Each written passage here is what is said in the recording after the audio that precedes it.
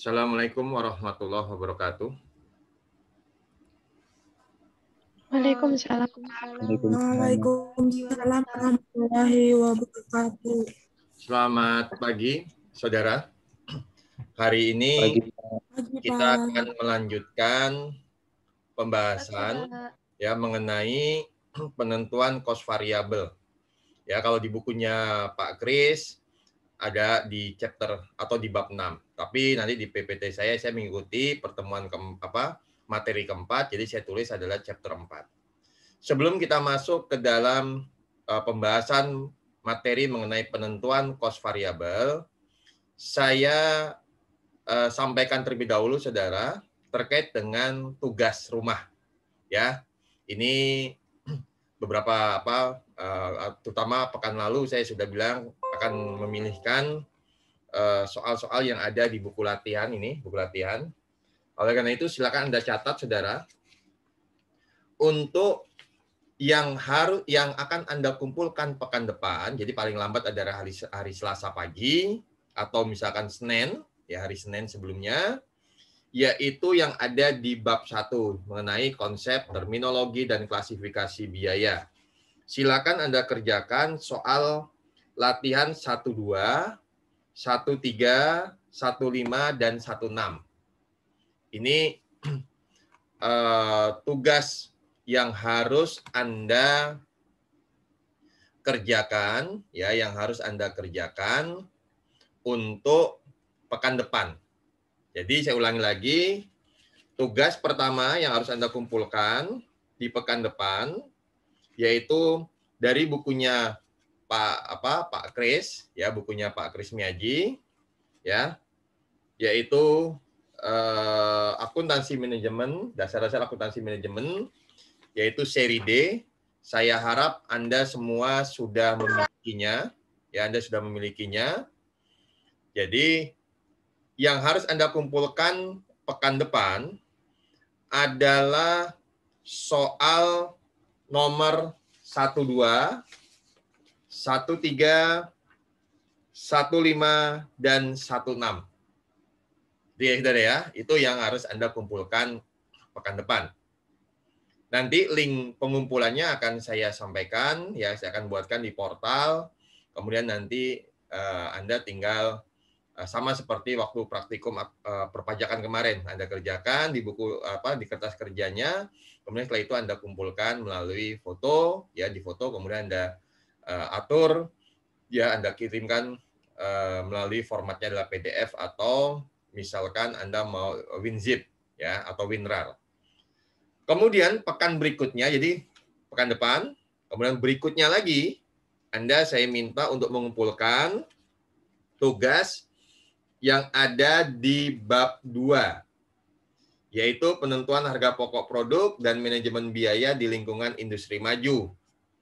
Soal berapa saja yang harus Anda kerjakan adalah soal 22, ya, 23, serta soal 24, saudara.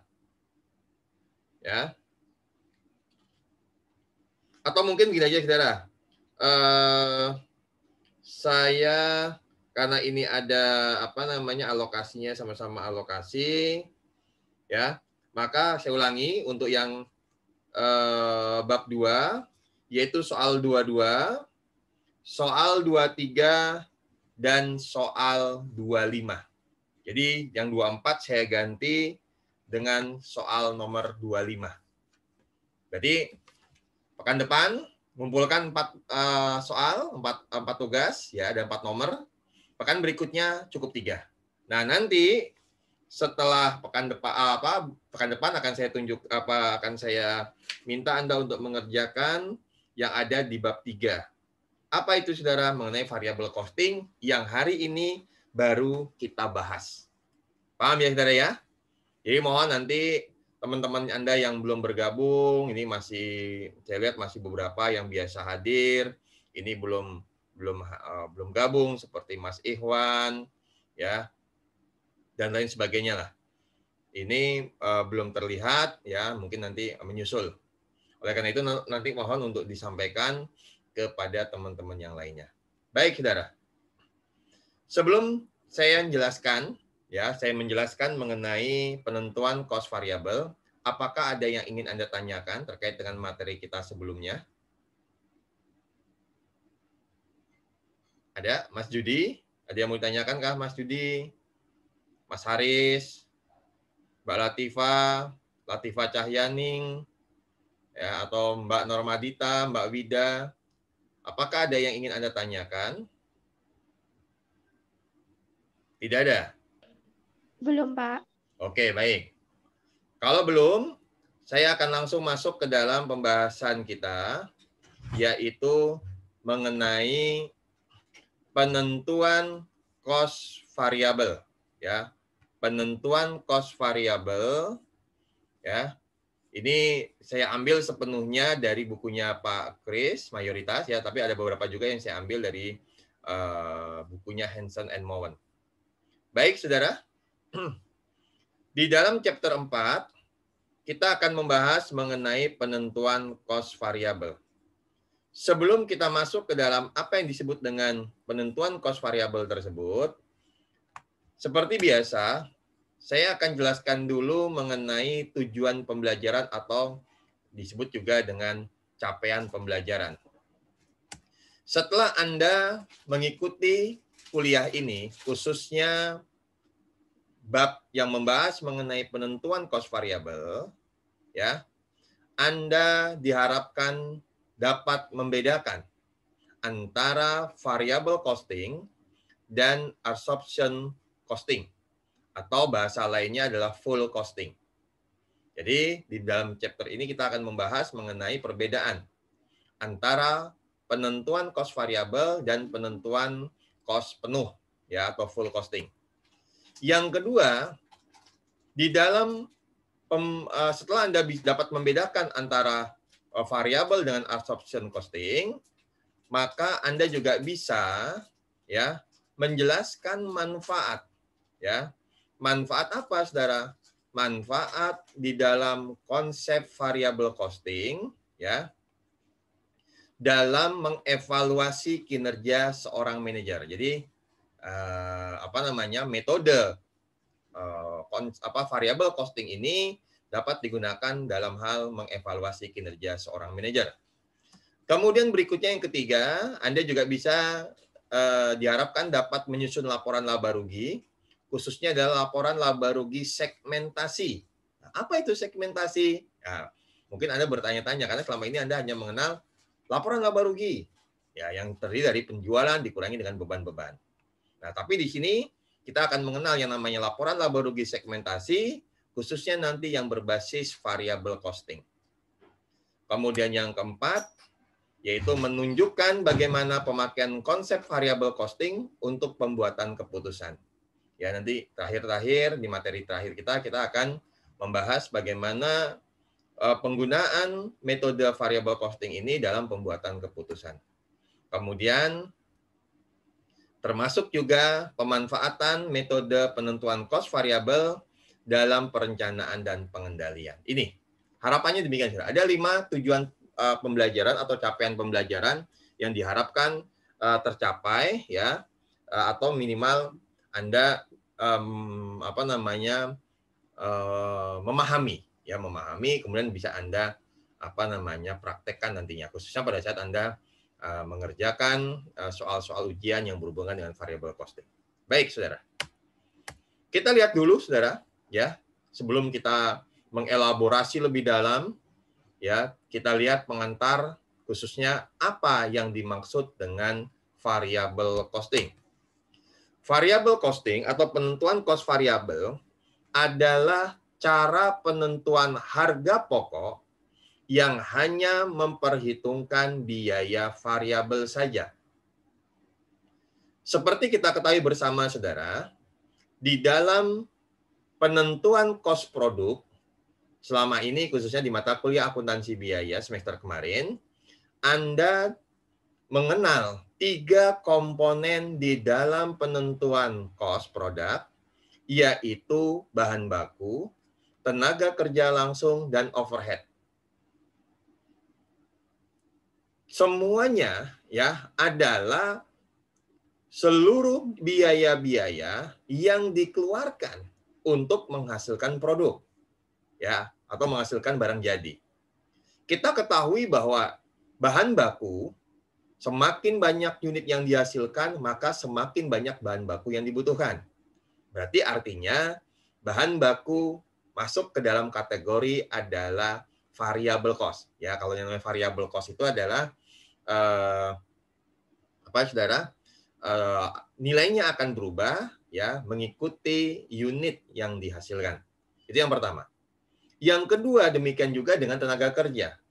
Semakin banyak unit yang dihasilkan, maka jam kerja karyawan pun juga akan semakin banyak. Misalkan jumlah karyawannya tetap, tapi jam kerjanya akan semakin bertambah. Karena dia akan banyak, misalnya ditambah lembur dan lain sebagainya. Artinya, biaya tenaga kerja yang dikeluarkan oleh perusahaan juga akan semakin banyak. Berarti ini juga masuk ke dalam variable costing. Sedangkan BOP yang seperti yang kita pahami bahwa sebenarnya BOP terdiri dari dua komponen, yaitu BOP tetap dan BOP variabel. Ya, kalau di dalam akuntansi biaya Anda hanya mengenal bahan baku, tenaga kerja, dan BOP.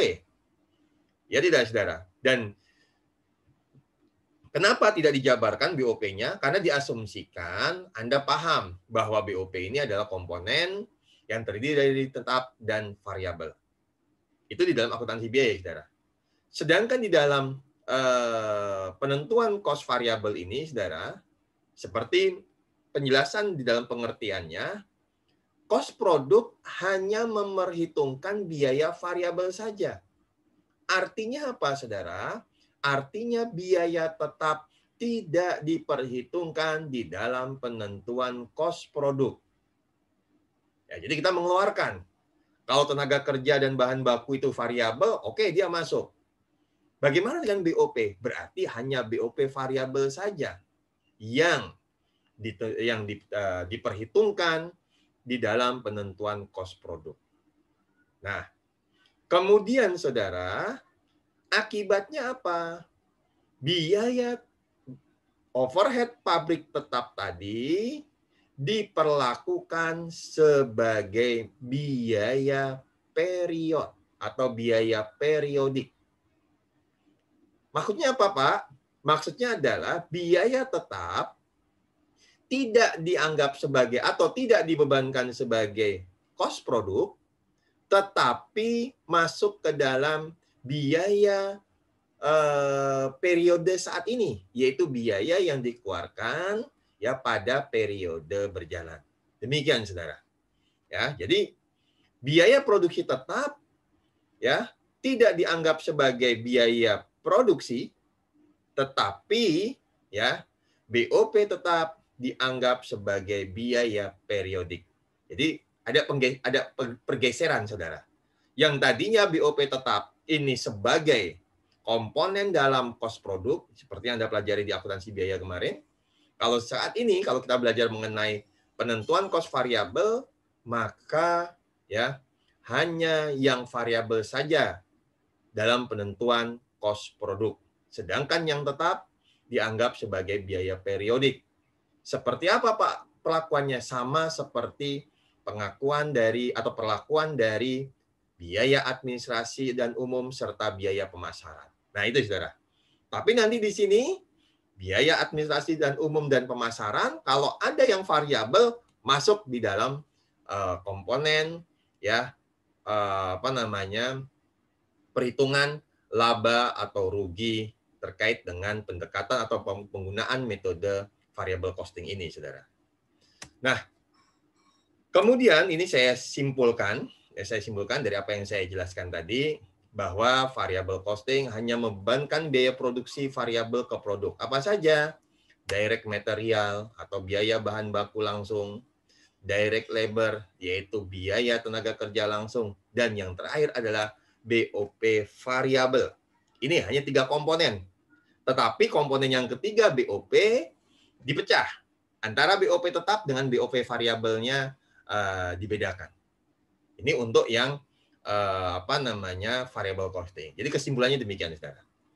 Lawan dari variable costing atau biasa di dalam materi yang selama ini sudah kita pelajari, biasanya kita membandingkan antara metode satu dan metode yang lain. Demikian juga di dalam bab ini, saudara. Kita akan membandingkan dengan metode yang disebut dengan metode full costing atau absorption costing. Penentuan kos penuh. Namanya saja kos penuh, maka di dalam penentuan kos produk membebankan seluruh biaya produksi. Ada kata seluruh. Baik biaya produksi variabel maupun biaya produksi tetap. Kalau bahan baku tenaga kerja itu masuk ke dalam variabel, sudah otomatis sama dengan yang variable costing. Maka di dalam kos penuh juga akan diperlakukan yang sama. Bedanya di mana?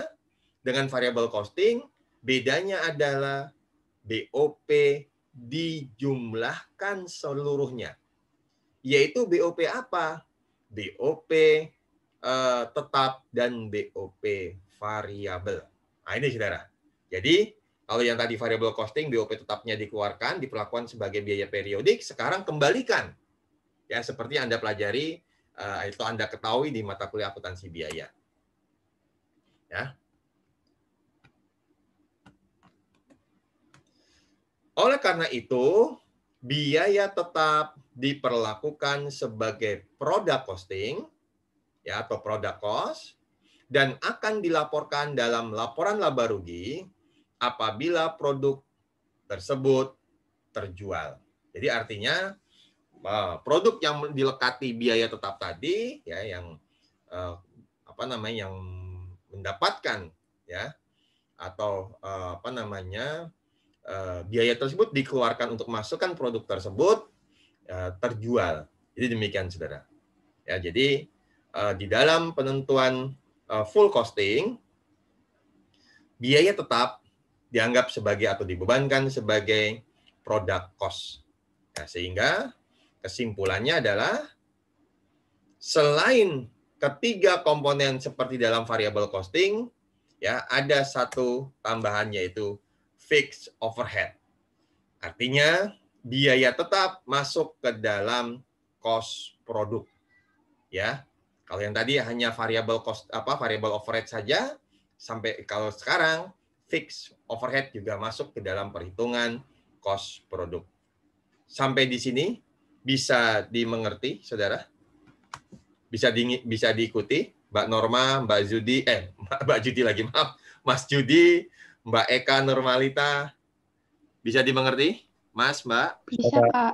Bisa ya. Bisa, Jadi Pak. artinya kita akan memahami bahwa ada perbedaan antara full dengan variabel. Jadi kalau full semua, ya kalau Anda kemarin akuntansi biaya Anda bisa lulus, artinya Anda sudah paham yang namanya full costing. Ya, makanya saya seringkali mengatakan seperti yang Anda ambil di semester kemarin di mata kuliah akuntansi biaya, ya begitu. Itu adalah untuk mengingatkan kembali sebenarnya, saudara. Sedangkan untuk yang variabel, dia hanya ini saja, saudara, kalau yang variable costing. Ya. Jadi bedanya di situ, saudara. Baik. Saya akan lanjutkan, ya.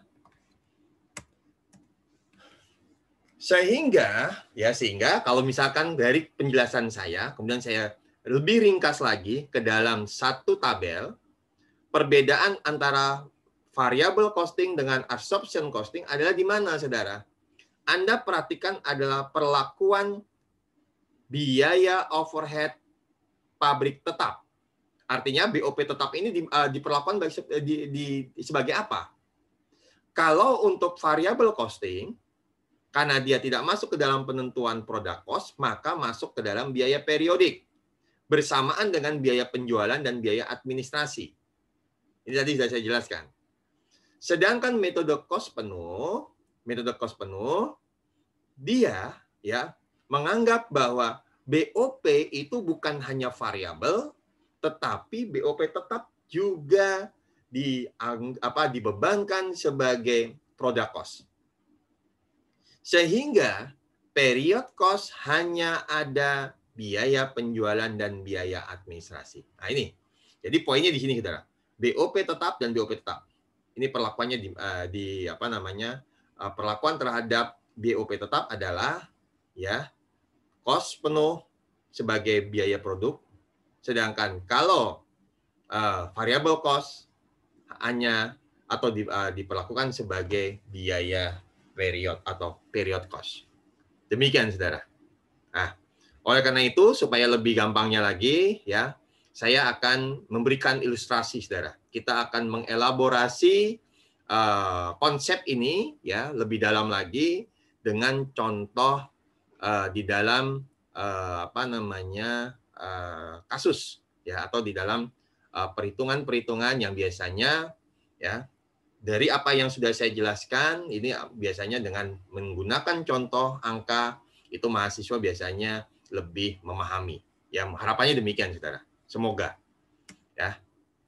Nah, tapi sebelum saya masukkan ke dalam Saudara, contoh, saya akan jelaskan terlebih dahulu terkait dengan struktur di dalam laporan laba rugi antara variable costing dengan full costing. Di dalam variable costing, strukturnya adalah sebagai berikut. Penjualan dikurangi dengan biaya-biaya variabel, ya, komponen biaya variabel, ya.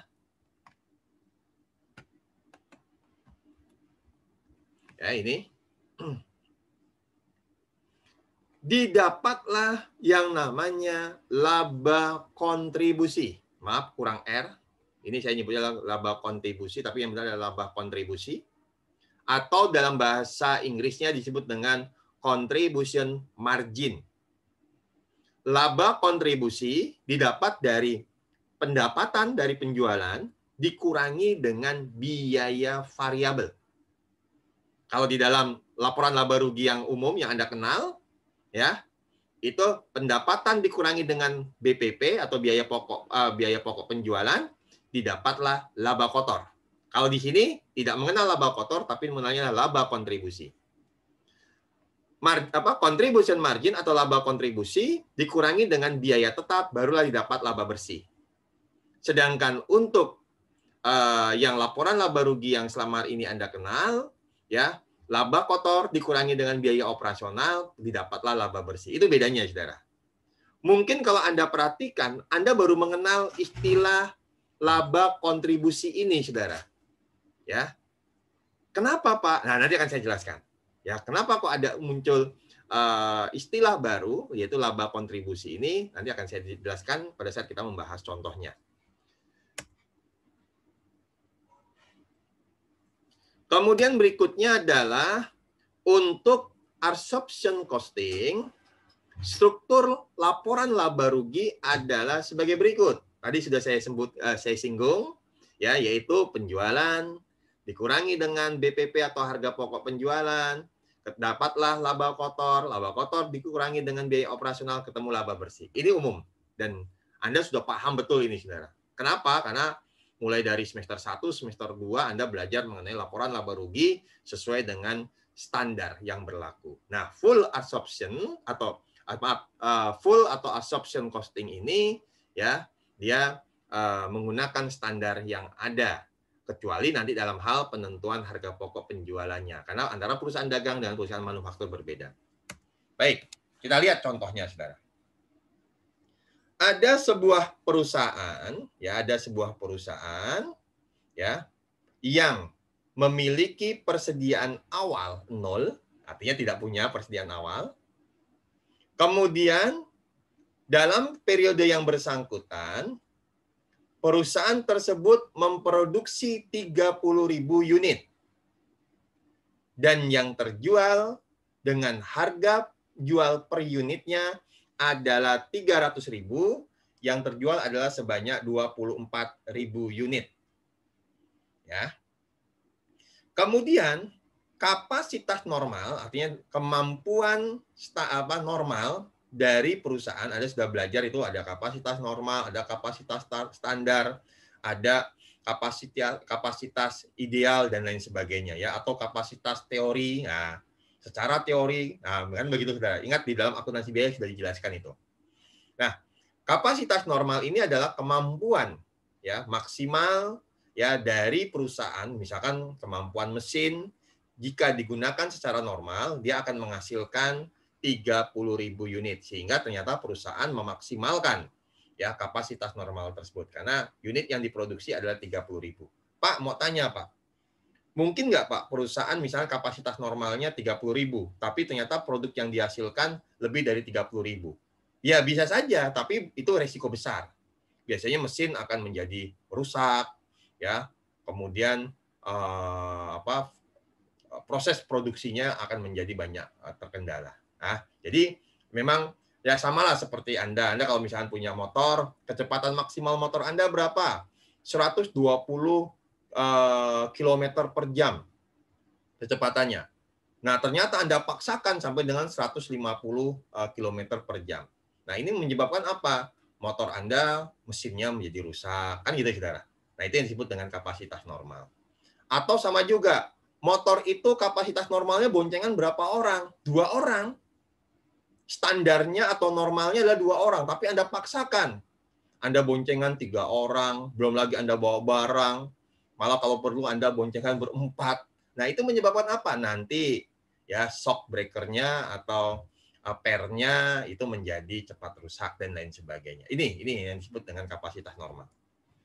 Kemudian informasi yang lain terkait dengan biaya variabel per unit. Jadi ada informasi biaya variabel per unit.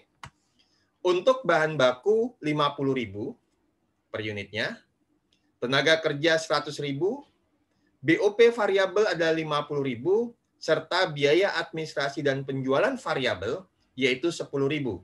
Ingat, ini ada biaya administrasi dan penjualan variabel, walaupun nanti diperlakukan sebagai ya biaya period, tetapi karena dia mengandung unsur variabel nanti berpengaruh terhadap laba segmentasi. Ya, atau laba contribution, maksud saya gitu ya. Kemudian informasi yang lain adalah biaya tetap terdiri dari BOP tetap dan biaya administrasi dan penjualan tetap. Artinya mau berproduksi berapapun pasti perusahaan akan mengeluarkan BOP dan akan mengeluarkan biaya administrasi. Yang masing-masing jumlahnya adalah BOP tetap 750 juta dan biaya administrasi penjualannya adalah 300 juta. Ini total tetap yang dibayarkan oleh oleh perusahaan. Nah, kemudian saudara, dari informasi tersebut ya, ini adalah tips ya dari kami, mengapa saya nyebut kami? Karena dosen-dosen di AA ini sepakat. Bagi Anda yang nanti mendapatkan soal yang berhubungan dengan variable costing, apakah diminta oleh soal atau tidak diminta, sebaiknya, nah itu saya katakan, saya garis bawahi, sebaiknya. Atau ada juga dosen yang mengatakan wajib. Ya. Nah, maksudnya apa, Pak? Sebaiknya menghitung cost per unit. Nah, ini adalah unit cost. Baik dari metode variable costing maupun metode full costing atau absorption costing. Mengapa, saudara, kita harus menghitung cost per unit? Karena untuk memudahkan dalam hal apa, saudara? Dalam hal kita membuat laporan laba rugi nantinya, saudara. Karena tujuannya apa? Ya untuk mempercepat saja, saudara. Terutama dalam hal menghitung biaya produk atau HPP-nya, saudara. Nah, variable costing hanya terdiri dari 3, yaitu bahan baku, tenaga kerja, dan BOP variabel. Yang nilainya secara jumlah adalah 200.000. Sedangkan absorption costing ya terdiri dari 4 komponen karena ditambah dengan BOP tetap. Pak, dapat dari mana, Pak, BOP tetap? BOP tetap didapat dari BOP tetap yang dibayarkan dalam satu periode, misalkan dalam 1 tahun, dibagi dengan unit yang diproduksi. Kenapa? Karena BOP tetap ini hubungannya dengan produksi barang jadi kita. Kita menghasilkan barang jadi adalah 30.000. Sedangkan BOP tetap yang dibayarkan adalah 75 juta. Maka langsung kita cari, 750 juta. Maka 750 juta dibagi dengan 30.000, didapatlah BOP tetap per unit adalah 25.000. Ya, sedangkan untuk informasi bahan baku, tenaga kerja, dan BOP variabel sudah ada di dalam soal tadi, saudara. Anda tinggal mencari adalah BOP tetap. Dan ini perhatikan bedanya. Cost per unit variabel tidak mencantumkan BOP tetap. Kalau kita menggunakan metode variable costing. Tetapi kalau kita menggunakan metode absorption costing, maka kita cantumkan nilai 25.000 sebagai BOP tetap. Kemudian, kalau kita jumlahkan, maka cost per unit antara variable costing dengan absorption costing adalah masing-masing 200.000 per unit dan 225.000 per unit. Oleh karena itu, saudara, bagaimana langkah berikutnya? Mari kita lihat penyusunan laporan laba rugi dari masing-masing metode ini. Ya. Metode yang pertama adalah metode variable costing. Di dalam metode variable costing ini, kita melihat adanya perbedaan, ini yang saya kasih highlight warna merah. Tujuannya untuk apa? Supaya inilah yang membedakan istilah margin kontribusi atau laba kontribusi. Atau kalau bawa bahasa Inggrisnya adalah contribution margin. Ini yang berbeda dibandingkan dengan laporan laba rugi yang selama ini Anda kenal. Kenapa kok Pak ini bisa terjadi seperti ini? Ini nggak sesuai dengan standar. Betul, Anda kalau memang mengatakan, Anda berpikir ini tidak sesuai dengan standar. Memang betul, saudara. Tetapi ingat, di dalam akuntansi biaya dan akuntansi manajemen, ya di awal-awal kuliah sudah saya jelaskan bahwa tugas seorang akuntan biaya atau akuntan manajemen adalah memberikan informasi yang dipakai untuk pengambilan keputusan pihak internal. Artinya dipakai oleh siapa? Ya oleh manajer. Dalam hal untuk pengambilan keputusan. Sehingga di dalam akuntansi manajemen atau akuntansi biaya tidak memiliki standar yang baku. Demikian juga di dalam laporan ini, saudara.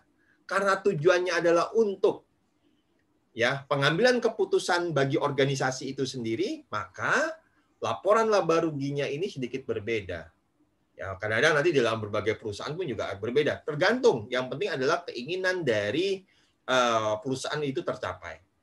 Nah, kita lihat penjualannya adalah perusahaan memproduksi 30.000 unit. Yang terjual adalah 24.000 unit. Berarti masih ada 6.000 unit yang belum terjual. Dari 24.000 unit, dikali dengan harga per unitnya adalah 300.000. Maka didapatlah nilai 7,2 miliar penjualannya. Sedangkan biaya-biaya variabelnya, Anda cukup kalikan saja dari perhitungan cost per unit sebelumnya. Ini, saudara. Ya. Dari perhitungan cost per unit, perhitungan cost per unit ini didapat adalah biaya per unit untuk variable costing adalah 200.000. Maka Anda kalikan 200.000 dikali dengan cost yang unit yang terjual, yaitu 24.000. Maka 200.000 dikali dengan 24.000 sama dengan 4,8 miliar. Sedangkan biaya variabel lainnya, yaitu biaya operasional, yaitu administrasi dan penjualan, didapat adalah 240.000. Dapat dari mana? Didapat dari 24.000 dikali dengan biaya administrasi dan pemasaran per unitnya adalah 1.000. Kita lihat ini, saudara. 1.000 ini dapat dari mana? Ini di soal. Saya kembalikan ke soalnya. Nah ini, 10.000 ternyata. Ini 10.000. Ya. Ini 10.000 dikali dengan unit yang terjual 24.000. Baik, saya lanjut. Saya kembali lagi ke dalam laporan laba rugi menggunakan metode harga pokok variabel. Sehingga margin kontribusi didapat dari penjualan dikurangi dengan biaya-biaya variabel.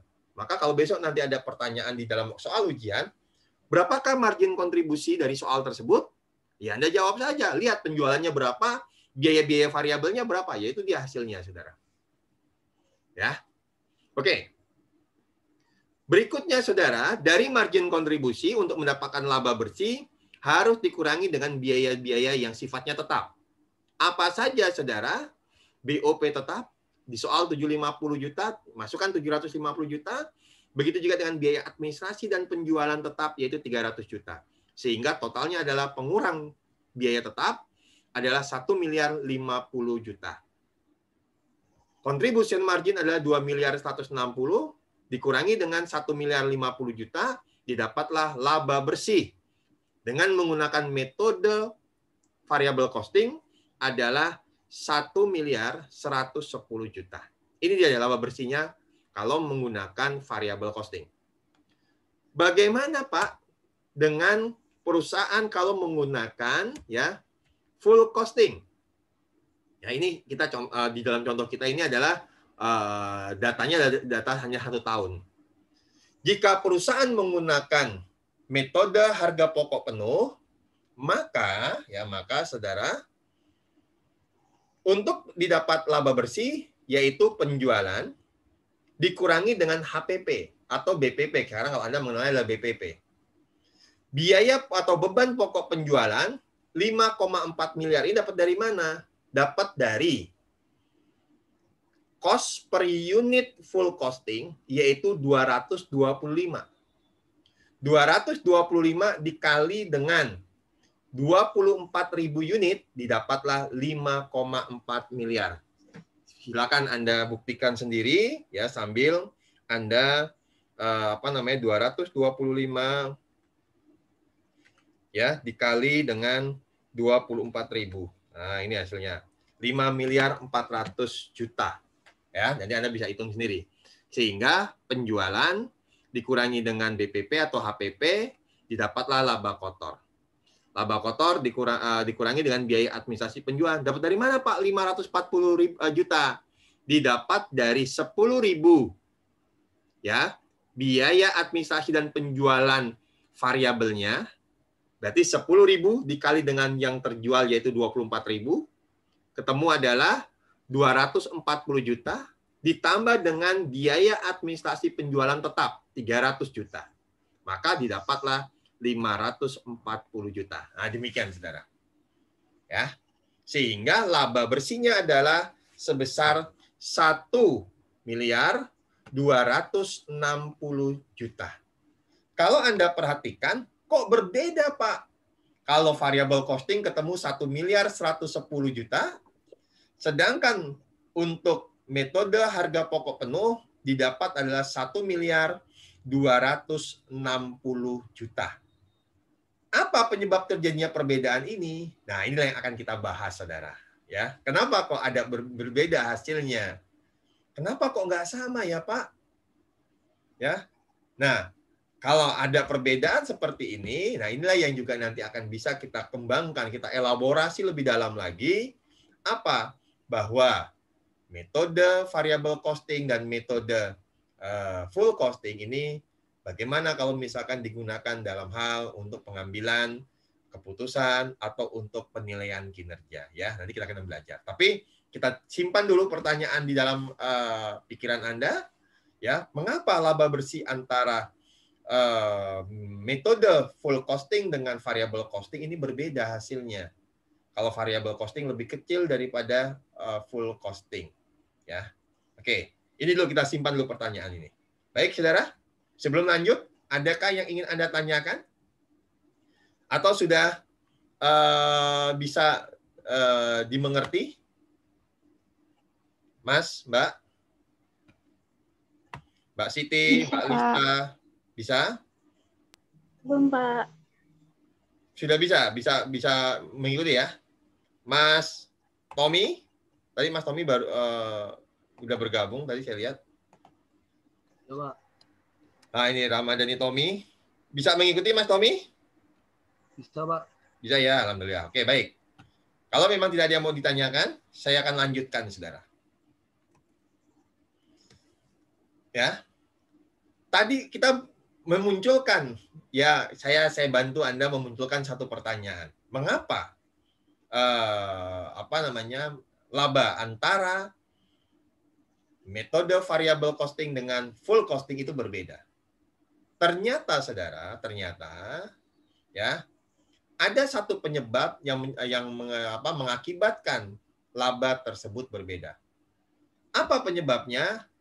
Nanti di belakang akan saya jelaskan. Tetapi saya akan membuat satu penjelasan ya terkait dengan hubungan antara produksi atau unit yang dihasilkan dalam proses produksi tersebut dengan unit yang terjual dan laba atau laba dari produk tersebut, saudara. Saya menggunakan ini saya ambil dari Hansen and Mowen. Ya, Hansen Mowen ada, dia mengatakan di dalam satu tabel, saya ketik ulang saja, ya, dengan menggunakan hubungan if then. Ya, ini Anda sudah tahu. Jika maka kan gitu, saudara. Kalau di dalam SMA dulu kadang-kadang Anda belajar ada matematika itu adalah hubungan jika maka. Jika saya lapar, maka saya makan. Kan begitu, saudara. Nggak mungkin kalau jika judi lapar, maka judi tidur. Nah, itu salah. Ya kan? Nah, ini hubungan if then. Ya. Yang pertama adalah jika produksi lebih besar dari yang dijual, maka laba bersih variable costing lebih kecil daripada laba full atau absorption costing. Tadi produksi 30.000 dijual 24.000. Maka labanya full costing lebih besar. Terbukti dari saudara. Laba full costing 1.260.000.000. Sedangkan labanya variable costing adalah 1.110.000.000. Nah, ini sudah terbukti, saudara. Jadi hubungan antara produksi, penjualan, dan income adalah demikian. Jika produksi lebih besar daripada yang dijual, maka labanya variable lebih kecil daripada labanya absorption. Sebaliknya, jika produksinya lebih kecil daripada yang dijual, bisa apa, Pak? Mungkin nggak, Pak, seperti itu? Ya mungkin saja, saudara. Ya, misalkan tahun ini kita produksi 10.000. Ternyata tahun ini penjualan kita hanya 5.000. Berarti di akhir periode, akhir tahun, kita punya persediaan 5.000. Kemudian di tahun berikutnya, karena kita masih punya persediaan cukup banyak 5.000, kita mengurangi produksi di tahun berikutnya. Ya nggak, saudara? Kita produksi saja 7.500. Tapi persediaan yang kita miliki jadi banyak. 5.000 yang terjadi dari tahun sekarang dan 7.500 yang diproduksi tahun berikutnya. Ya. Maka kalau dijumlahkan persediaan kita 12.500, maka kita pasti bisa menjual lebih dari apa yang kita produksi di tahun yang bersangkutan. Kan demikian, saudara.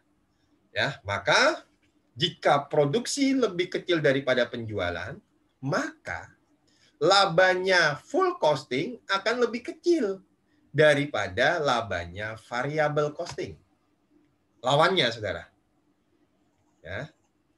Kemudian yang ketiga, jika produksi sama dengan penjualan, jadi kalau kita produksi 10.000, kita jual 10.000, maka laba absorption dan laba variabel akan sama. Ini ketiga kondisi ya terkait dengan hubungan antara produksi, penjualan, dan income. Dan perlu diperhatikan, semua kondisi itu punya asumsi, saudara. apa asumsi yang paling harus kita pahami? Ya, bahwa seluruh atau struktur biaya itu tidak mengalami perubahan. Contoh, tahun ini biaya produksinya 1.000, tahun depan ya 1.000. Nah gitu, saudara. Tapi kalau tahun ini 1.000, tahun depan 2.000, ya bisa saja nanti antara kondisi ini juga akan berbeda, saudara. Ya, yang penting ini kita asumsi adalah struktur biaya produksinya itu tidak berubah. Artinya dalam 1, 2, 3 tahun itu tidak mengalami perubahan. Oke, untuk lebih jelasnya lagi supaya nanti kita bisa menghitung selisih antara laba absorption dengan laba variabel, ya kita bisa tahu nanti apa yang menyebabkan ini berbeda. Ya, saya akan berikan ilustrasi 3 periode, ya, di mana ketiga kondisi ini ya tergambarkan, ya tergambarkan dengan sangat jelas. Baik, kita lihat. Ada sebuah perusahaan dengan nama PT Nauvalia. Ya, informasi yang tidak berubah di tahun 2018, 2019, dan tahun 2020 dengan data variabel per unit. Dimulai dari bahan baku langsung 2.000 per unit, tenaga kerja langsung 750 per unit, biaya overhead pabrik variabel 250 per unit, serta biaya administrasi dan penjualan 125 per unit. Kalau kita menghilangkan biaya administrasi dan penjualan, maka cost produk variabel untuk produk yang dihasilkan per unitnya berapa? 3.000. Yaitu 2.000 ditambah 750 tambah 250. Oke, sampai di sini. Paham ya, saudara ya? Untuk cost produk tetap hanya 3 komponen, biaya administrasi dan penjualan tidak masuk. Tetapi dalam hal menghitung contribution margin, biaya administrasi dan penjualan masuk ke dalam perhitungannya. Kemudian informasi yang lain adalah perusahaan menaksir BOP tetap setahunnya adalah 75 juta. Dan ternyata BOP yang terrealisasi dari tadi yang dianggarkan atau yang ditaksir di tahun 2018, 2019, dan 2020 sama-sama sebesar 75 juta. Ini biaya tetapnya atau BOP tetap. Sedangkan dari produk itu. Bentar ya, saudara, sebentar.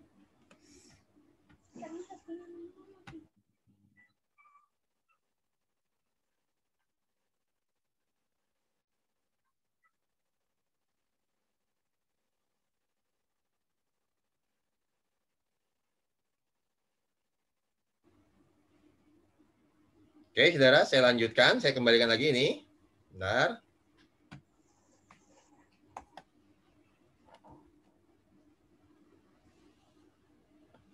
Oke.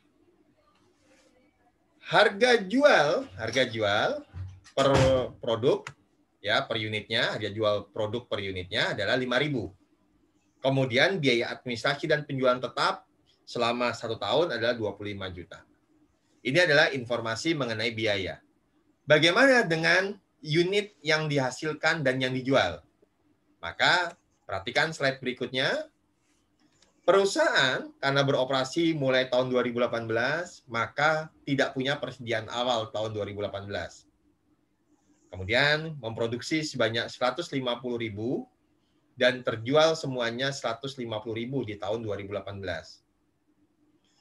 Tahun 2019, perusahaan memproduksi sama 150.000 unit, mungkin ini kapasitas normalnya. Kemudian ternyata penjualan tahun 2019 mengalami penurunan. Ya, sebesar 100.000 penjualannya, sehingga sisa persediaan atau persediaan akhirnya adalah 50.000 di tahun 2019. Karena kita produksi di tahun 2020, kita masuk tahun 2020, perusahaan juga memproduksi sama, yaitu 150.000. Akan tetapi karena kita punya persediaan akhir tahun sebelumnya, maka akan menjadi persediaan awal di tahun 2020. Sehingga jumlah persediaan kita atau barang tersedia untuk dijual adalah totalnya 200.000. Dan dari 200.000 tersebut ternyata semuanya terjual di tahun 2020. Maka bagaimana labanya ya untuk masing-masing tahun antara metode variable costing dengan metode full costing. Kita perhatikan dulu untuk yang pertama adalah metode harga pokok variabel. Penjualan adalah 150.000 unit dikali dengan 5.000 per unit harga jualnya. Ini kalau kita bicara mengenai di tahun 2018. Sedangkan biaya variabelnya adalah HPP 450 juta ini didapat dari mana, saudara? Yaitu ya cost per unit yaitu 3.000, ingat 2.000 bahan baku, 750 tenaga kerja, dan BOP variabelnya adalah 250. Ingat, ini kalau Anda agak lupa, nah ini dia. Nih, ini 3 komponen ini. Dibikin dulu ya cost per unitnya. Maka didapatlah nilai BPP 450 juta. Ditambah dengan biaya administrasi dan penjualan, yaitu 125 untuk variabel per unitnya. Maka dikalikan dengan yang terjual, ingat hanya dia yang terjual. Ya, yang terjual berapa? Yang terjual adalah 15.000. 150.000. 150.000 unit dikali dengan 125. 150.000 dikali 125 sama dengan 18.750.000. Sehingga total biaya variabelnya adalah 468.750 dibandingkan dengan penjualan, maka didapatlah contribution margin 281.250.000 rupiah. Sedangkan BOP tetap dan biaya operasional tetap lainnya adalah masing-masing 75 dan 25. Maka laba bersih menggunakan metode harga pokok variabel adalah 181.250.000 di tahun 2018. Sedangkan di tahun 2019 sama, ini tinggal Anda kalikan saja 100.000 kali 5.000. Kalau ini adalah ya 100.000 kali dengan 3.000, ini adalah 125 dikali dengan 100.000, sedangkan BOP tetap dan biaya operasional tetap sama dengan tahun sebelumnya. Sedangkan di tahun 2020, karena yang terjual 200.000 unit, langsung kalikan 5.000, sedangkan untuk BPP-nya adalah 3.000 dikali dengan 200.000, sedangkan biaya administrasi penjualannya adalah 125 kali 200.000. Sehingga didapatlah laba bersih adalah 275. Sedangkan untuk biaya tetap semuanya sama. Ini metode harga pokok variabel. Bagaimana Pak dengan metode full costing atau absorption costing? Metode absorption costing atau metode harga pokok penuh didapat penjualan di tahun 2018 sama dengan metode variable costing, yaitu 181.250. Dapat dari manakah? Didapat dari penjualan dikurangi dengan HPP. Ingat, HPP 525 juta ini ya didapat dari mana, saudara?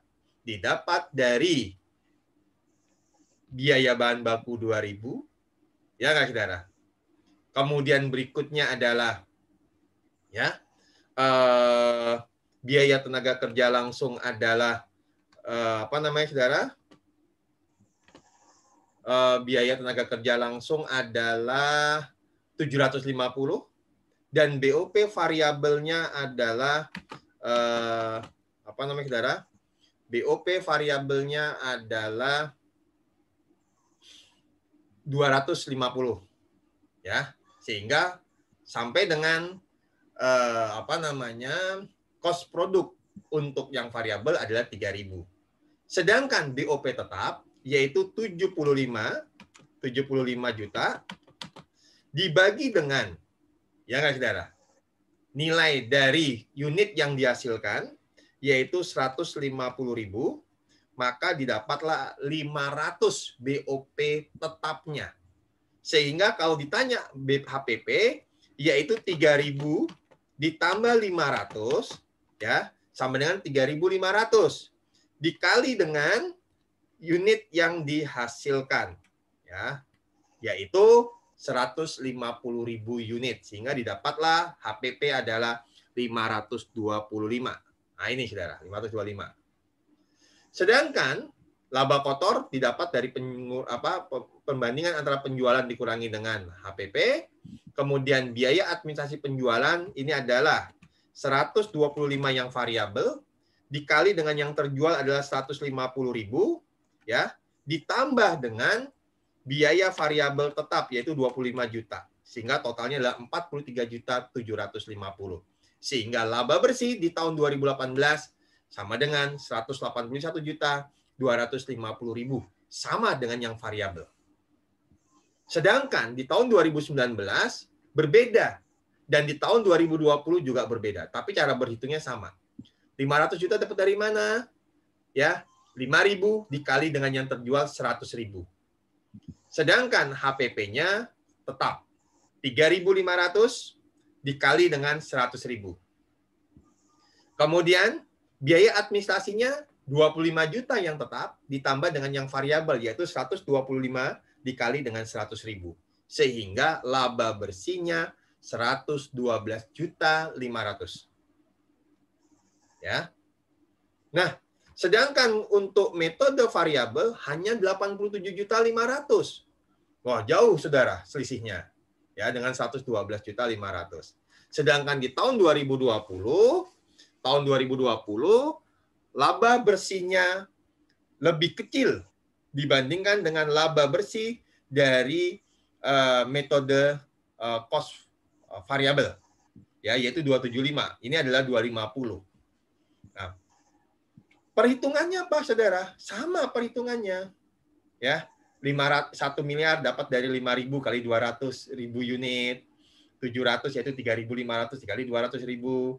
Sedangkan 50 juta adalah 125 dikali dengan ya 200.000 yaitu 25 juta ditambah dengan 25 juta biaya administrasi dan penjualan tetap. Nah, kalau Anda perhatikan ya, jika tadi itu terbukti saudara, jika produksi dan yang dijual sama, maka laba antara variabel dengan full sama. Sedangkan jika produksi ya lebih tinggi dari yang terjual, maka ya metode full costing lebih tinggi labanya dibandingkan dengan metode variabel.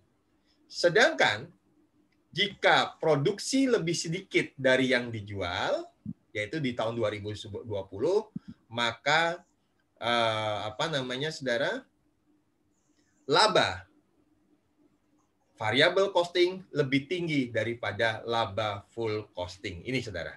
Jadi ilustrasi if then tadi ini terbukti. Nah, apa yang menyebabkan? Nah, ini menjadi pertanyaan. Ini saya buatkan ilustrasinya demikian. Misalkan judi tanya, kenapa kok bisa beda semua ini Pak? Ya, di tahun 2019 dan tahun 2020. Sehingga muncullah pertanyaan dari Mas Judi, berapa besar selisih antara laba menurut assumption dengan variable costing? Ya. Berapa besar ini? Ya, nggak Anda kurangi aja laba variabel dengan variable costing dengan laba variabel full costing. Tetapi kita harus tahu apa yang menyebabkan. Ya, yang menyebabkan adalah bahwa sebenarnya perbedaan tersebut disebabkan karena tarif BOP tetap. Ya, tarif BOP tetap. Kalau variable costing, BOP tetap semuanya di tahun 2018, 2019, dan tahun 2020 sama. Karena masuk ke dalam biaya periode. Sedangkan saudara, di dalam metode atau di dalam metode absorption costing, BOP tetap karena masuk ke dalam cost produk, ya, maka akan berpengaruh terhadap unit yang diproduksi. Demikian, saudara. Jadi sangat tergantung, sangat tergantung dari unit yang terjual. Mohon maaf, salah. Saya salah, saudara. Karena kita menghitungnya adalah BPP. BPP adalah harga pokok penjualan atau biaya pokok penjualan. Itu tergantung dari unit yang terjual. Maka kalau yang full costing atau absorption costing semakin banyak, ya, semakin banyak unit yang terjual, maka cost produknya semakin besar. Lihat di tahun 2020. Ya, di tahun 2020 ini cost produknya semakin besar. Kenapa? Yang terjual itu lebih banyak, yaitu 200.000. Padahal yang diproduksi hanya 150.000. Kan demikian, saudara. Kalau menggunakan full. Sedangkan untuk yang menggunakan variabel, dia hanya dari nilai variabelnya saja. Sedangkan BOP akan tetap dibayarkan, tidak mengikuti dari jumlah, ya, dari jumlah apa, saudara?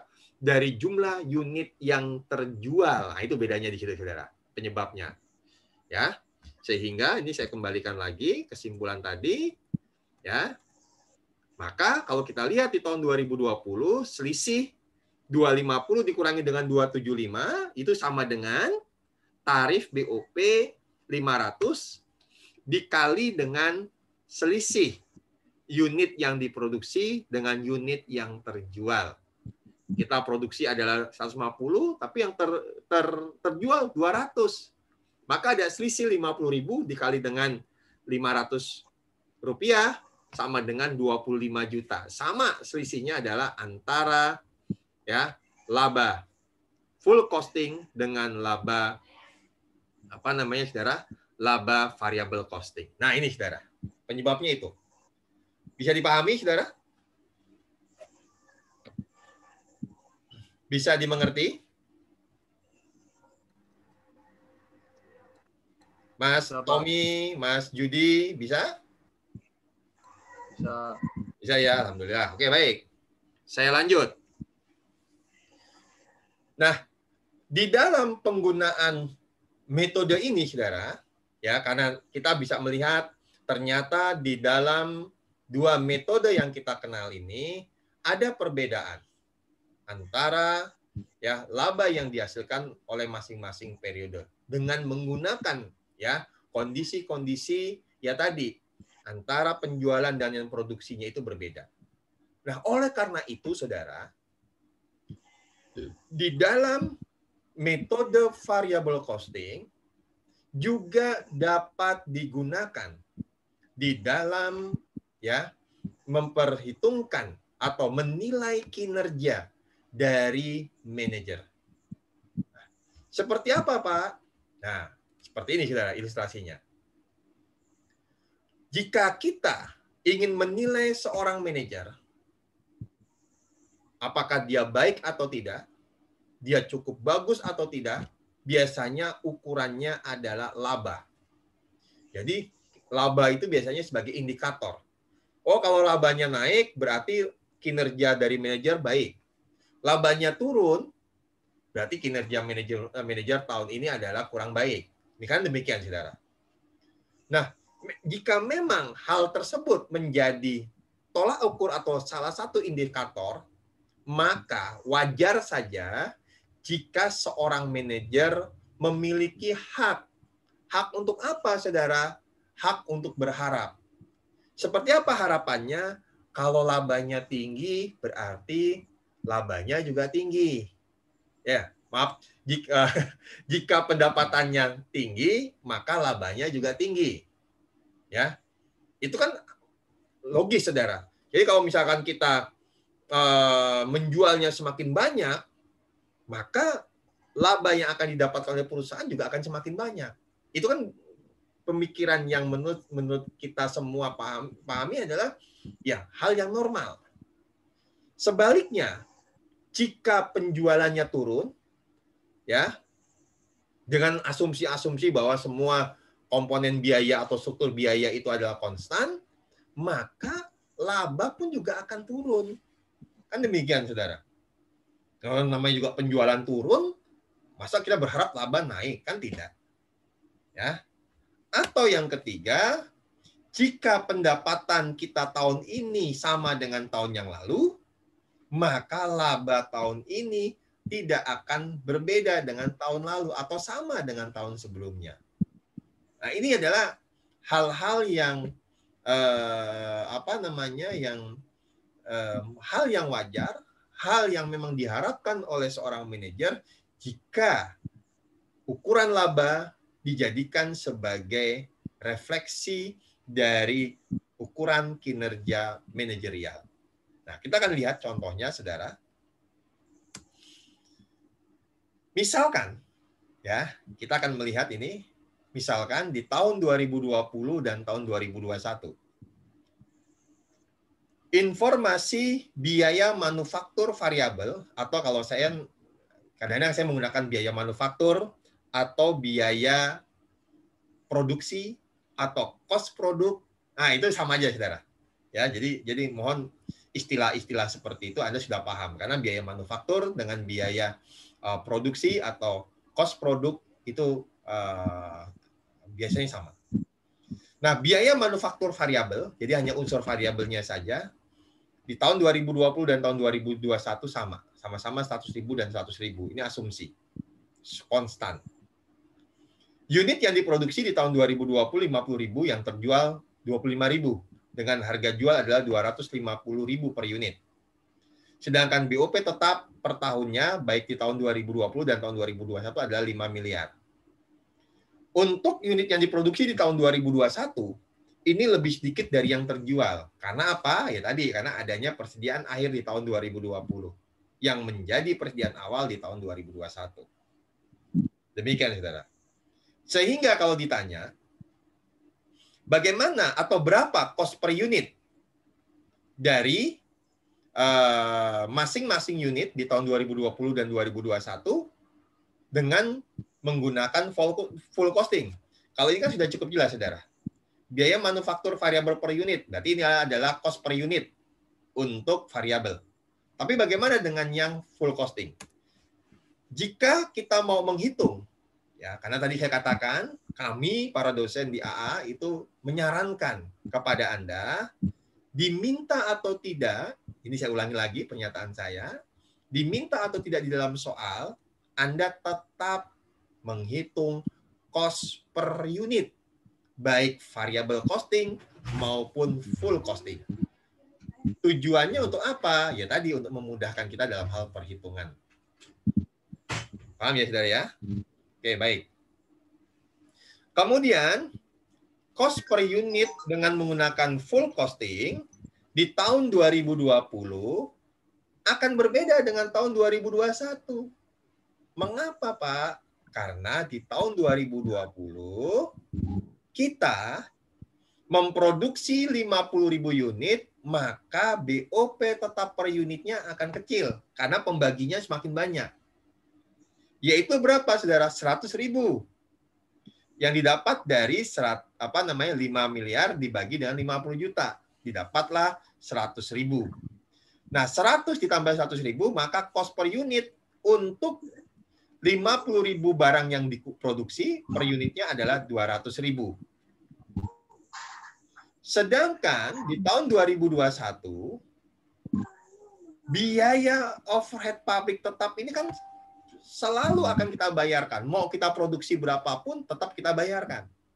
Nah, di sini, saudara, ya, cost per unitnya menjadi lebih besar. Kok bisa, Pak? Karena unit yang diproduksi hanya 25.000. Jadi BOP tetap 5 miliar dibagi dengan 25.000, didapatlah nilainya adalah 200.000. 200.000 ditambah dengan 100.000 sama dengan 300.000 per unit. Jadi harus diingat-ingat ini, saudara. Tahun 2020, 200.000. Tahun 2021 didapat adalah 300.000 per unitnya. Demikian, saudara. Ya, ini harus dipahami dulu nih, cost per unitnya. Maka kita lihat sekarang perhitungannya dengan metode harga pokok penuh. Penjualan yaitu 250.000 dikali dengan 25.000 unit yang terjual. Ini didapatlah 6.250 juta. Sedangkan HPP, kalau mau kita rinci seperti ini, saudara, perinciannya. Persediaan awal tidak ada. Kemudian harga pokok produksi yaitu 50.000, ya, 50.000 unit dikali dengan apa namanya, saudara? 200.000, ya, ingat cost per unitnya adalah 200.000, ketemu adalah 10 miliar. Maka 10 miliar dikurangi dengan persediaan akhir 5 miliar, ketemu adalah HPP-nya adalah 5 miliar. Demikian juga dengan yang di tahun 2021. Ada persediaan awal yang berasal dari tahun 2020 yaitu 5 miliar. Kemudian harga pokok produksinya adalah, ingat, 300.000, tetapi yang dihasilkan atau yang diproduksi hanya 25.000. Maka 25.000 dikali dengan 300.000 didapat adalah 7,5 miliar. Kemudian tidak ada persediaan akhir, maka HPP-nya adalah 12,5. Ini kalau mau Anda rinci. Tapi kalau mau Anda singkat dengan menggunakan perhitungan cost per unit, maka hasilnya demikian. HPP 5 miliar itu bisa Anda hitung dari cost per unit. Full costing di tahun 2020 yaitu 200.000 dikali dengan 25.000 unit yang terjual. Sama dengan 5 miliar.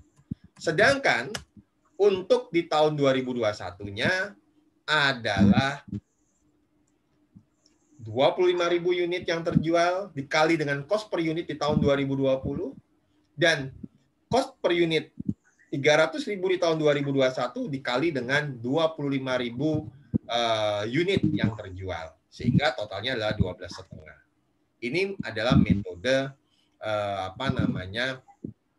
harga pokok penuh.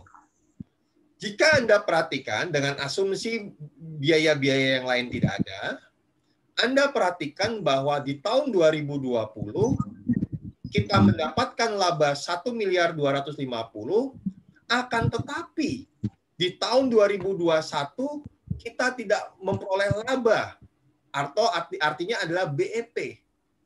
Padahal, saudara, kalau Anda perhatikan di tahun 2021 manajer berhasil melakukan penjualan 2 kali lipat dibandingkan tahun 2020. Dari mana, Pak, 2 kali lipatnya? Coba perhatikan di sini, saudara. Ini tahun 2020 ya, kita menjual hanya 25.000, sedangkan di tahun 2021 kita menjualnya 50.000. Ya, mohon yang speakernya masih atau mic-nya masih aktif, tolong dimatikan dulu, saudara. Ya. Dwi Tova, kemudian tadi satu lagi siapa itu ya? Mohon untuk dimatikan dulu. Sama siapa ini?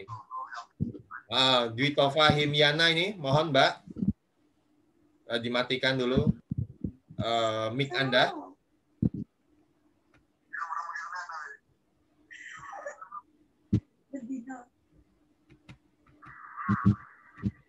Nah, ini. Oke, udah saya matikan saja deh. Oke, karena mengganggu. Baik, saudara. Nah, ini. Ya. Jika Anda perhatikan,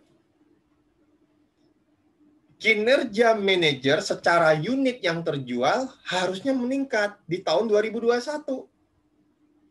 Mula-mula dia menjual 25.000 di tahun 2020, Tapi di tahun 2021 dia bekerja keras, ya, dia mengorbankan segala sesuatunya, misalkan ya dalam bahasa apa yang kita hiperbolakan, ya, maka unit yang terjualnya dicapai 50.000, artinya 2 kali lipat. Nah, kalau seperti ini, Anda sebagai seorang manajer, Anda menghitung, tahun lalu saya 25.000 dapat laba, tapi tahun sekarang 50.000, harusnya labanya semakin meningkat. Kan demikian, saudara. Ini berdasarkan kalau kita lihat datanya, data dari unit yang terjual. Sehingga Anda sudah membayangkan bahwa bonus yang akan Anda terima itu akan semakin besar. Ini hal yang wajar, karena apa? Ya tadi, penjualannya naik. Akibatnya harapannya apa? Labanya juga harus naik, kan begitu, saudara? Atau labanya pasti naik. Nah, tapi ternyata, saudara, data yang terkumpul seperti itu, tapi faktanya di tahun 2021 perusahaan tidak dapat laba. Atau dalam istilahnya adalah bakbo, nol. Antara HPP dengan penjualannya sama. Sehingga, saudara, di sini Anda merasa, waduh, jangan-jangan salah hitung ini laporannya. Tidak salah hitung, saudara. Ya, atau Anda berpikir, loh kenapa kok bisa seperti ini? Berarti tahun 2021 saya tidak mendapatkan ini, saudara, nggak mendapatkan bonus. Kalau saya nggak mendapatkan bonus, buat apa saya bekerja keras, banting tulang, dan lain sebagainya untuk meningkatkan penjualan saya? Ini ya, saudara, kalau misalnya kita melihat terkait dengan biasanya adalah dilema dari seorang manajer, biasanya kalau hubungannya dengan bonus. Nah, bagaimana seperti ini? Anda menanyakan kepada direktur, direktur mana? Ini datanya, ini perhitungan kami, dan tidak salah. Berarti apa yang salah, saudara? Ternyata metode yang dipakai itu kurang tepat. Sehingga kesimpulannya adalah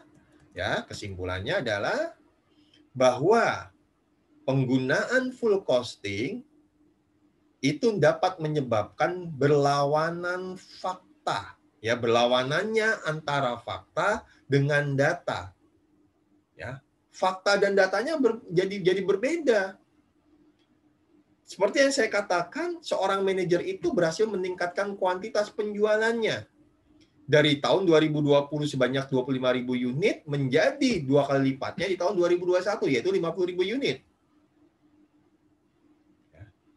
Akan tetapi, saudara, laba yang didapat oleh perusahaan tidak ada di tahun 2021. Nah, sehingga dapat disimpulkan bahwa laporan laba rugi yang disusun dengan konsep full costing tidak cocok atau tidak tepat digunakan untuk penilaian kinerja seorang manajer.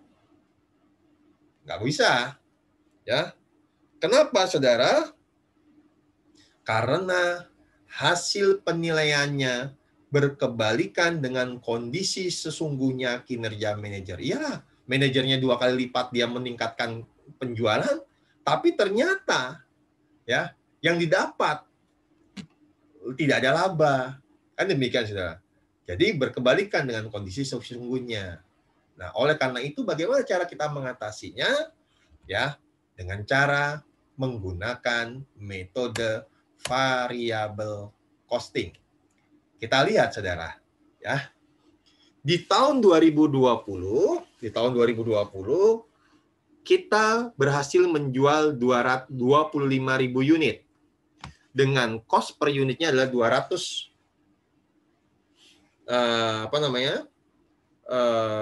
maaf, saya lupa, saya lihat dulu cost per unitnya 100.000, ini 100.000 ya, cost per unitnya adalah 100.000 dan 100.000. Kemudian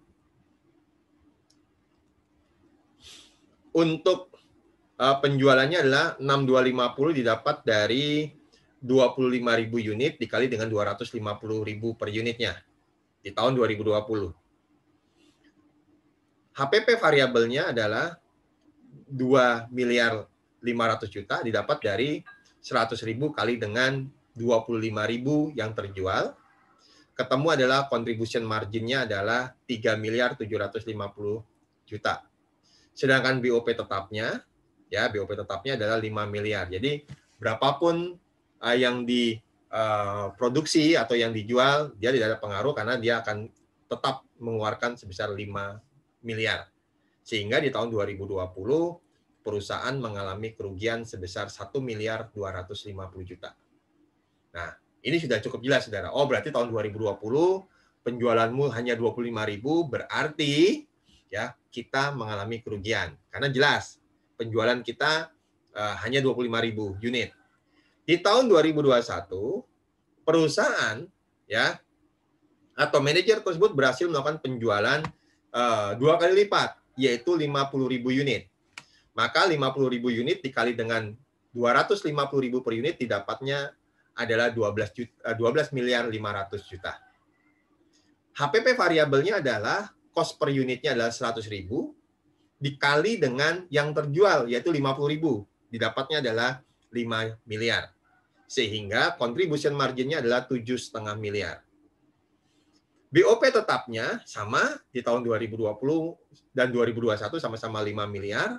Maka di tahun 2021 variable costing diperoleh laba sebesar 2,5 miliar. Kalau diperhitungkan berarti ada lonjakan 300%. Dari mula-mula rugi 1,250 meningkat menjadi laba 2,5 miliar. Dan faktanya sama dengan kinerja dari manajer tadi. Manajer tadi kan tahun 2021 hanya 2020 hanya menjual 25.000 unit. Sedangkan di tahun 2021 dia berhasil menjual 2 kali lipat. Sehingga kinerjanya baik dan nampak di dalam laba rugi. Sehingga ya kalau kita evaluasi variable costing dari laporan laba rugi tersebut tampak ada kenaikan dari mula-mula rugi menjadi laba. Dan kalau dihitung persentase kinerja manajer naik 300%. Jika laporan ini digunakan sebagai penilaian kinerja, ya, maka hasil penilaian kinerja manajer akan meningkat tajam. Dari mula-mula rugi naik menjadi laba. Ini kinerjanya cukup bagus, ya. Nah, kondisi ini sesuai dengan fakta dan data bahwa manajer berhasil meningkatkan kuantitas penjualannya sebanyak 2 kali lipat. Ini dia, saudara. Penjelasan bahwa variable costing lebih tepat di dalam penilaian kinerja seorang manajer. Khususnya adalah apa? Manajer penjualan. Kalau ukurannya adalah dari unit yang terjual, kemudian nanti akan menghasilkan laba. Ya, demikian, saudara. Kalau kita bicara mengenai evaluasi antara variable costing dengan full costing. Demikian. Bisa dipahami, saudara? Bisa dimengerti? Siapa? Dwi Tova, ya, Norma Dita, Siti Jahwa, Mas Judi, Mas Tommy, Mas Haris, Latifa, bisa, Mbak Iftinan, Ika, bisa dipahami ini? Mbak Bisa, Pak. Ulna Anas, bisa ya? Ya, nanti kalau Bisa, Pak. untuk lebih detailnya bisa Anda baca di bukunya Pak Kris, ya, atau di Hanson and Mowen. Baik, saudara. Kalau sudah cukup jelas, saya akan lanjut ke dalam penggunaan metode variable costing ini dalam hal pengambilan keputusan. Yang berhubungan dengan apa? Keputusan keep or drop. Artinya tetap mempertahankan atau kita drop atau hilangkan suatu divisi. Biasanya demikian, saudara. Ya, jadi keputusan keep or drop ini bisa digunakan, ya, dalam pengambilan keputusan keep or drop bisa digunakannya variable costing atau konsep di dalam variable costing. Kita lihat, saudara, ada data laporan laba rugi segmentasi. Apa tuh, Pak?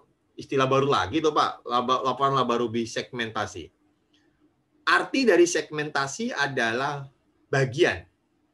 Maka, ya, kalau yang selama ini Anda kenal adalah laporan laba rugi. Nah, hanya laporan laba rugi perusahaan.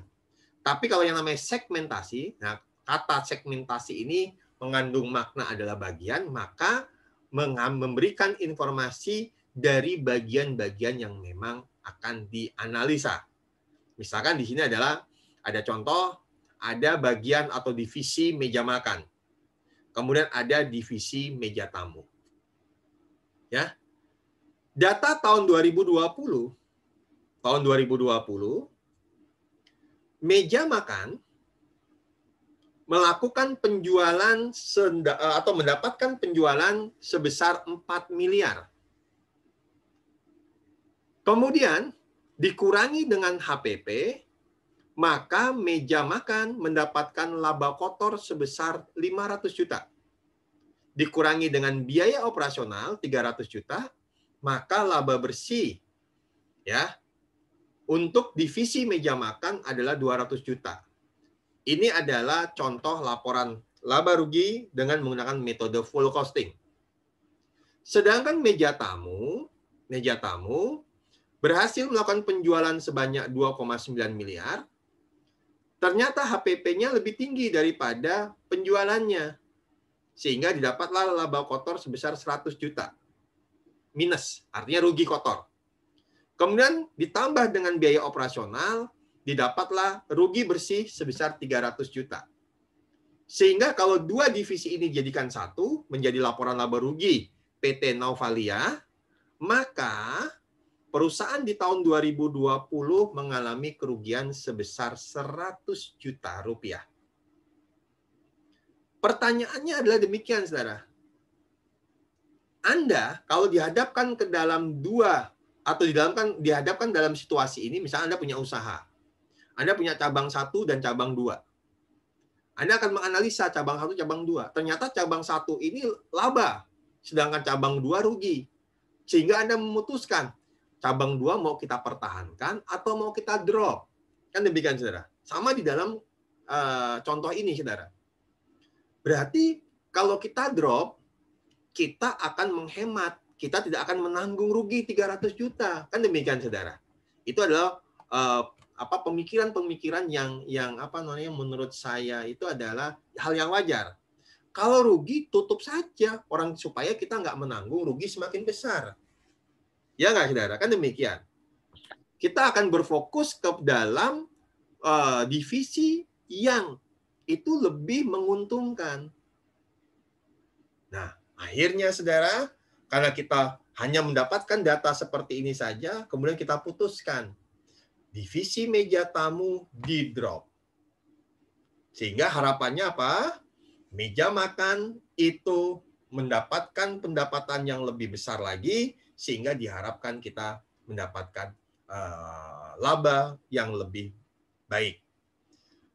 Kemudian data berikutnya di tahun 2021, ternyata, saudara, karena perusahaan hanya menjual meja makan, ternyata di tahun 2021 bukan laba yang didapat oleh perusahaan, tetapi malah mengalami kerugian yang semakin besar.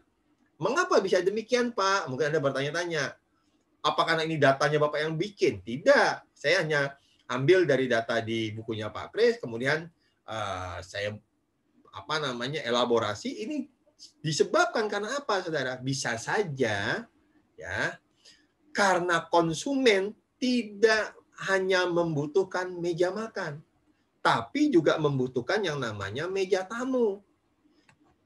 Sehingga perusahaan hanya menjual meja makan, sehingga penjualannya ya hanya sebesar yang dia dapat, padahal biaya produksinya semakin meningkat.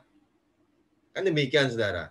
Oleh karena itu perusahaan mengalami kerugian yang lebih besar. Berapa ruginya? 650 juta. Nah, ini, saudara. Ya. Biaya administrasi naik dari yang semula 300 sekarang jadi 350 juta. HPP-nya juga naik yang semula-mula 350 juta 3 miliar 500 juta sekarang menjadi 4 miliar 300 juta. Sehingga perusahaan biayanya semakin besar. Ya. Padahal saudara kalau menggunakan meja makan dan meja tamu, khususnya meja tamu tetap masih ada, bisa saja perusahaan secara keseluruhan tidak mengalami kerugian yang semakin besar. Kenapa? Karena ya saudara, karena penjualan dari meja tamu masih ada. Kan demikian saudara. Nah, oleh karena itu saudara, bagaimana jika perusahaan menggunakan metode variable costing? Kalau ini adalah full costing. Nah, jika perusahaan menggunakan metode variable costing, maka perusahaan mencari data antara variabel dengan data tetap. Kemudian dirincilah seperti yang nampak di dalam slide ini, saudara. Untuk biaya tetap, perusahaan ternyata juga membedakan antara biaya tetap langsung dan biaya tetap tak langsung. Biaya tetap langsung adalah biaya tetap yang langsung berhubungan dengan produk dan biasanya dapat dihindarkan. Kalau kita tidak memproduksi, kita tidak akan mengeluarkan biaya tetap langsung. Sedangkan biaya tetap tak langsung, ini adalah biaya tetap yang tidak langsung berhubungan dengan produk, tetapi biasanya dikeluarkan oleh perusahaan untuk menghasilkan seluruh produk atau untuk mendukung seluruh produk. Sehingga ada beberapa literatur yang mengatakan sebagai biaya bersama. Dan biaya tetap tak langsung ini adalah biaya yang tak terhindarkan. Artinya apa yang tak terhindarkan? Artinya adalah biaya ini produksi atau tidak produksi, bikin meja makan atau tidak membuat meja makan atau meja tamu tetap harus dikeluarkan. Maka ini maksudnya adalah datanya adalah data dari seluruh ya atau dari data yang ada di perusahaan. Kemudian dari hasil pembuatan laporan laba rugi segmentasi ini diperoleh informasi bahwa sebenarnya meja tamu tidak mengalami rugi seperti kalau menggunakan metode full costing. Sampai dengan margin produk, meja makan dengan meja tamu ternyata memiliki kesamaan. Di dalam apa, saudara? Di dalam margin produknya. Artinya, produk ini masing-masing punya potensi yang sama. Meja makan mendapatkan margin kontribusi 950 juta, kemudian dikurangi dengan biaya tetap langsung, dia margin produknya adalah 550 juta. Demikian juga dengan meja tamu. Meja tamu margin kontribusinya 800 juta, sedangkan BOP tetapnya adalah atau tetap tak langsung adalah 250 juta, sehingga margin produknya adalah sama dengan meja makan, yaitu 550 juta. Sehingga kalau dijumlahkan, saudara, keseluruhan dari masing-masing divisi ini atau dari masing-masing segmen, maka didapatlah sebenarnya semua produk ini memberikan margin produk bagi perusahaan adalah 1,1 miliar. Sehingga kalau dikurangi lagi atau dibandingkan dengan biaya tetap tak langsung, maka saudara, perusahaan hanya menanggung laba bersih sebesar rugi bersih sebesar 100 juta. Memang sama dengan yang tadi metode full costing, tetapi kalau metode full costing kan sudah terlanjur diputuskan bahwa laba dari meja tamu yang minus itu diputuskan bahwa meja tamu di drop. Kalau ini kita menganalisanya tidak hanya langsung di drop dilihat dari hasil akhir saja, tapi dilihat dari prosesnya.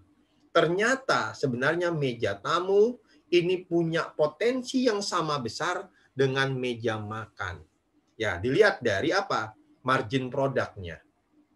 Sehingga biaya bersama ini yang 1,2 miliar ini mungkin bisa kita kendalikan untuk menekan ya supaya produk tersebut ya memberikan laba atau labanya positif, saudara. Kalau ini kan labanya negatif atau rugi. Demikian, saudara.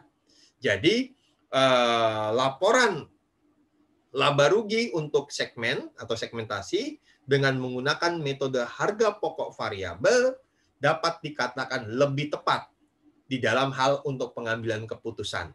Karena dia dasarnya nih, ada berbagai macam tingkatannya atau lapisannya. Sehingga tidak bisa dikatakan bahwa ini harus kita drop. Berbeda kalau misalkan ternyata di margin kontribusi ini sudah mengalami kerugian.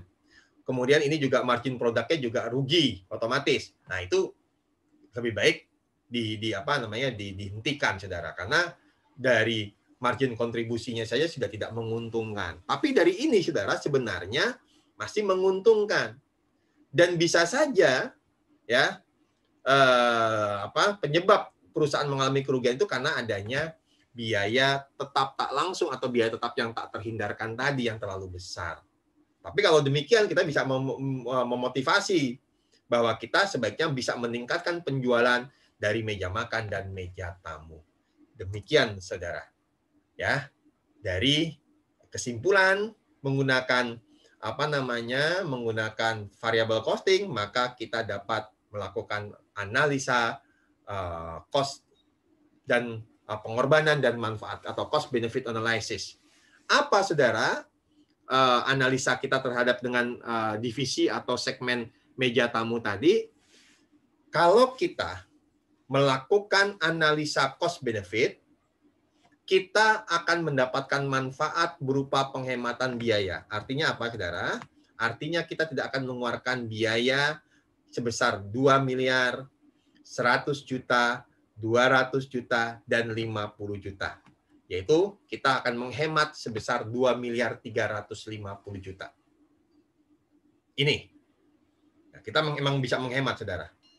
Tetapi kita akan melakukan pengorbanan berupa apa, saudara? Kehilangan pendapatan penjualan. Nah, kita akan kehilangan. Orang kita nggak punya divisi meja tamu, maka kita nggak akan bisa menjual meja tamu. Maka kita akan mengalami kehilangan pendapatan sebesar 2,9. Ini sebentar, saudara. 2,9. Sehingga kalau dilihat dari cost and benefit analysis ini, saudara, lebih baik apa? Orang kita hanya bisa melakukan pengorbanan, kita mengalami pengorbanan 2,9, tapi ya kita kehilangan ya 2,9, tapi kita hanya menghemat 2,3. Nah, maka sebaiknya apa? Karena pengorbanan lebih tinggi daripada manfaat yang yang terjadi di sini, maka perusahaan memutuskan untuk keep atau tetap mempertahankan divisi meja tamu itu tetap berproduksi. Karena apa, saudara? Karena manfaatnya ya lebih kecil daripada pengorbanan yang yang kita keluarkan atau yang kita korbankan, saudara. Sehingga kalau kita balik, kalau kita tetap meja tamu, maka kita akan mendapatkan pendapatan yang lebih tinggi daripada biaya yang kita keluarkan. Kan demikian, saudara. Ya. Demikian, saudara. Ya. Materi kita mengenai penentuan cost produk. Ya. Selesai. Saya tunggu kalau ada yang mau ditanyakan. Ya. Kalau tidak ada yang mau ditanyakan, kita akhiri, saudara. Pertemuan hari ini, jangan lupa tugas tadi sudah saya sebutkan. Tolong bagi Anda yang tadi terlambat masuk, ya silakan tanya. Ke Judi lah, insya Allah, karena Judi tadi di awal dia sudah bergabung. Ya, yang lainnya juga Norma Dita, Iftinan, ya Ulna itu pun juga dari awal sudah bergabung. Silakan tanyakan ke teman-teman Anda, ya. Kemudian mohon dikerjakan hanya untuk satu bab dulu, ya. Pekan depan dikumpulkan, kemudian yang bab 2 dikumpulkan di pekan berikutnya. Demikian, saudara. ada yang mau ditanyakan sebelum saya akhiri pertemuan ini? Tidak ada? Mudah-mudahan apa yang kita bahas hari ini ya memberikan pemahaman bagi Anda, ya Anda bisa semakin paham, sekaligus juga nanti Anda bisa baca di bukunya Pak Kris ya, yaitu lebih detail pembahasannya mengenai bab ini, saudara. Kalau memang tidak ada yang mau tanya, kita akhiri pertemuan kita ya. Tetap sehat, tetap semangat, semoga kita dilindungi oleh Allah ya. Aktivitas normal kita tetap berjalan ya, sholat 5 waktu misalkan ke masjid tetap berjalan. Kuliah kalau memang sewaktu-waktu kita memang mau datang ke kampus tetap kita bisa jalani tanpa adanya gangguan dari wabah virus corona ini, saudara. Terima kasih. Wassalamualaikum warahmatullahi wabarakatuh. Waalaikumsalam Pak. Terima kasih. Terima Ya, kasih, Mbak. Pak. Sama-sama, Mbak.